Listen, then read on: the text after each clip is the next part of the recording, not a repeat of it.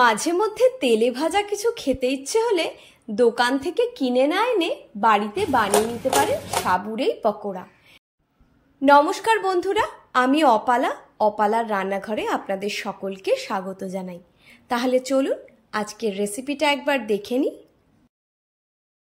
সাবুর পকোড়া বানানোর জন্য 1 কাপ সাবু নিয়ে নিয়েছিলাম, সেটাকে 4-5 ঘন্টার জন্য ভিজিয়ে রেখেছিলাম। আমার এই সাবুটা বড় দানার সাবু ছিল, তাই ভিজতে একটু বেশি সময় লাগে, কিন্তু ছোট দানার সাবু হলে এতক্ষণ লাগে না। এবার সাবুটাকে জল ঝরিয়ে নিলাম, নিয়ে একটা বোলে নিয়ে নিয়েছি। তার মধ্যে দিয়ে দিচ্ছি কুচিয়ে রাখা পেঁয়াজ, কুচিয়ে রাখা টমেটো, ঝালের জন্য দিয়ে দিচ্ছি কাঁচা লঙ্কা কুচি, সঙ্গে দিচ্ছি কুচিয়ে নেওয়া ধনে পাতা। একটা আলুকে সেদ্ধ করে খোসা ছাড়িয়ে নিয়েছি, এবার সেই আলুটাকেও এর মধ্যে আমি দিয়ে দিচ্ছি।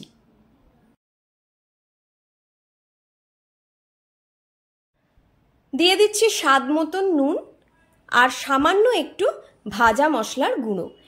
এই ভাজা মশলার মধ্যে রয়েছে জিরে, ধনে আর শুকনো লঙ্কা। এবার এই সবগুলো উপকরণকে একসঙ্গে ভালোভাবে মেখে নিচ্ছি। স্বাদটা আরেকটু বাড়িয়ে নেওয়ার জন্য দিয়ে দিলাম 1 চা চামচ চাট মশলা। এবার চাট মশলাটাকেও একসঙ্গে মেখে নিচ্ছি। সবগুলো উপকরণকে ভালোভাবে মিশিয়ে নেওয়া হয়ে গেছে।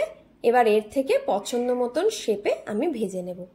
কড়াইতে তেল নিয়ে নিয়েছি, তেলটা গরম হওয়ার পর গ্যাসের ফ্লেমকে মিডিয়ামে রেখে আমি এই সাবুর পকোড়াগুলো ভেজে নিচ্ছি।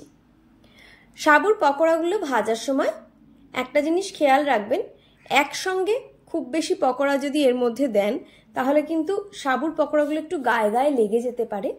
চেষ্টা করবেন একটু দূরত্ব মেনটেন করে দিতে, কারণ আমি একসঙ্গে যখনই দিচ্ছিলাম কয়েকটা বেশি হয়ে গেলেই গায়ের সঙ্গে সব আটকে যাচ্ছিল।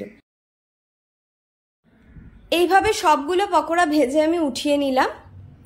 আপনাদের কাছে যদি টিস্যু পেপার থাকে তাহলে চেষ্টা করবেন পকোড়াগুলো ভেজে ওঠানোর পরে টিস্যু পেপারের মধ্যে রাখতে, তাহলে এক্সট্রা তেলটা অ্যাবজর্ব হয়ে যাবে।